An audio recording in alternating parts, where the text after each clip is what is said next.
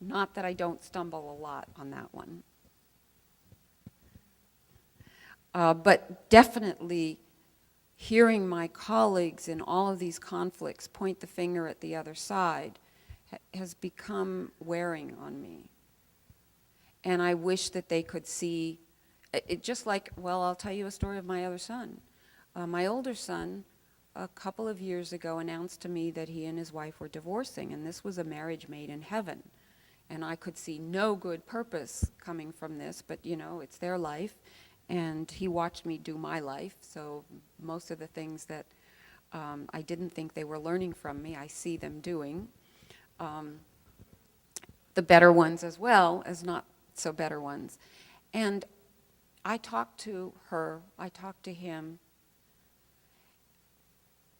This has changed, but for a long time, I would hear him say she. And I would hear her say he. And I'm not hearing that anymore. I'm hearing it more from him. It's still she. But I tell that story to my Georgians in the Abkhaz too, is that I can see no exit from that conflict as long as neither one of them wants to look at themselves and see what they're doing in that relationship to cause problems. And I guess that's all we can do. You know, there's one other thing I want to leave you with, an idea. One of my peace colleagues said, you know, we need to come up with something for the peace movement like the environmental movement.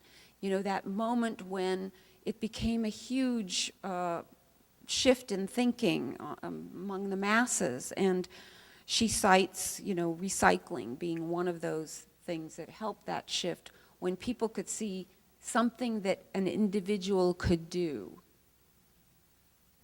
Because otherwise it's just so big. It's like, what can I do? What can I do? What can I do? I can't do anything. I'm going to go watch TV.